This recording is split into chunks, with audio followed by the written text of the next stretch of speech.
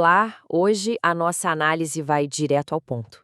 Vamos entender como a Venezuela, o país que detém as maiores reservas de petróleo do mundo, acabou se tornando o epicentro de uma disputa global por segurança energética e controle de recursos.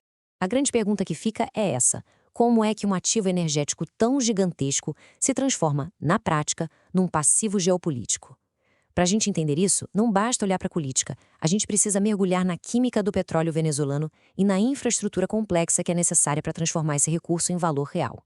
Bom, toda essa escalada de tensão que a gente está vendo foi provocada por um evento muito específico, um verdadeiro ponto de inflexão, que acabou acelerando todos os interesses energéticos e financeiros que já estavam em jogo ali na região. A notícia que caiu como uma bomba foi essa: a confirmação de uma ação militar direta dos Estados Unidos em território venezuelano. Um evento com repercussões imediatas, claro, nos mercados de energia do mundo todo. E o principal desdobramento dessa ação foi a captura do líder do país, Nicolás Maduro. Com isso, a disputa pelo controle do Estado e, por consequência dos seus enormes ativos de energia, saiu do campo político e foi parar na esfera judicial. E aí, diante de um tribunal nos Estados Unidos, a defesa de Maduro é categórica. Ele se declara inocente de todas as acusações e afirma que a sua captura foi, na verdade, um sequestro. Uma manobra que, na prática, desafia a legitimidade do processo inteiro. O que se seguiu, como era de se esperar, foi um verdadeiro confronto de narrativas no cenário internacional. Isso expôs não apenas visões de mundo diferentes, mas, o mais importante, interesses estratégicos e econômicos que são profundamente opostos. A divisão ficou muito clara. De um lado, a administração americana enquadra a operação como a captura de um narcoterrorista.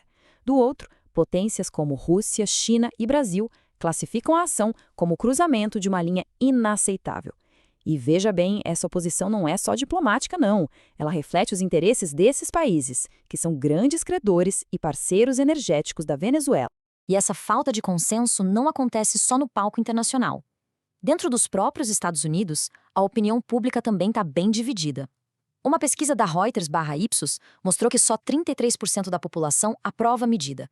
Isso indica uma base de apoio doméstico bem frágil para uma intervenção de longo prazo. Para a gente entender o peso dessa oposição internacional, é fundamental falar um pouco do BRICS. Não se trata de um bloco militar, mas sim de um grupo de grandes economias que buscam criar uma arquitetura financeira de investimentos que corra em paralelo à tradicional. E no caso venezuelano, o ponto-chave é que China e Rússia são credores importantíssimos, com petróleo servindo como garantia, como colateral para bilhões de dólares em dívidas. Então, para além da diplomacia, a lógica dessa crise é, no fundo, econômica e estratégica. Quando a gente analisa os fluxos financeiros e os ativos de energia, o verdadeiro centro da questão fica evidente: o petróleo. Essa manchete do valor econômico é muito reveladora. A aposta é de 100 bilhões de dólares. Mas o interessante aqui é que esse valor não é o preço do petróleo em si. É um investimento gigantesco necessário em infraestrutura, tecnologia de refino e diluentes para fazer com que o petróleo extrapesado da faixa do Orinoco se torne comercialmente viável em grande escala. Ou seja, quem controla a Venezuela controla a direção desses investimentos. É claro que um evento com implicações financeiras desse tamanho ia gerar reações imediatas nos mercados, que correram para tentar precificar esse novo cenário cheio de riscos e também de oportunidades. Os dados do dia do evento mostram uma reação bem nítida. O Ibovespa subiu, enquanto o dólar e o euro caíram.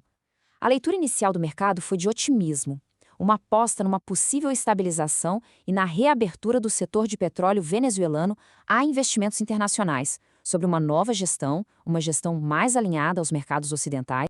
Ok, com o tabuleiro geopolítico totalmente reconfigurado, a questão central agora se desloca para o futuro da segurança energética global.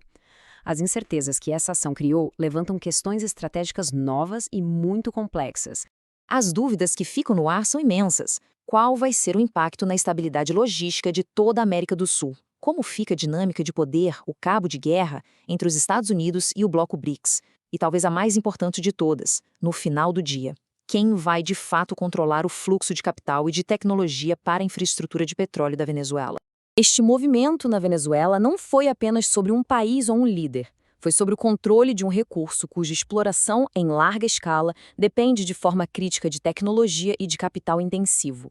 Com o mapa do poder redesenhado, a grande questão que fica no ar é: quem terá a capacidade técnica e financeira para definir o preço e o fluxo da energia que move o mundo amanhã?